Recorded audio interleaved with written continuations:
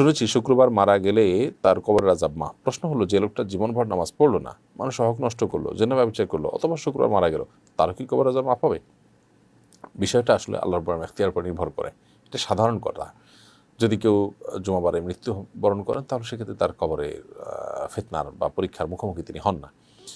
এটা হয়তোবা সে সমস্ত মানুষদের জন্য যারা বেসিক্যালি নেককার। যে লোকটা বেসিক্যালি বদকার, তার শুক্রবার মৃত্যুটা এটা তার জন্য কোনো আল্লাহর পক্ষ থেকে এহসান নয়, বরং সেটা নেহায়েতি কাকতাল হতে পারে। আবার এমন হতে পারে যে কোনো মানুষ, তিনি ঈমানদার, তার হয়তো কোনো আমলে ত্রুটি ছিল, আল্লাহ তাআলা তার বিশেষ কোনো আমল পছন্দ করার কারণে হয়তো তাকে কবরের আযাব থেকে মুক্তি দিবেন। এটি হতেও পারে। অতএব আলমুল গায়েবের বিষয়ে, যে জগৎ আমাদের অদৃশ্যমান, সেই জগতের বিষয়ে আমরা নিশ্চিত করে কিছু বলা কঠিন। তবে হাদিস এটি বিশুদ্ধ। আর কোনো পাপিষ্ঠ, কোনো এমন হতে পারে কোনো বেঈমান মৃত্যু হলো, বরণ করলেন, তাহলে তার মানে এই না যে তার কবরের কোনো প্রশ্নোত্তর মুখোমুখি তিনি হবেন না। ব্যাপারটা সেরকম না। এটা ঈমানদার নেককারদের জন্য প্রযোজ্য।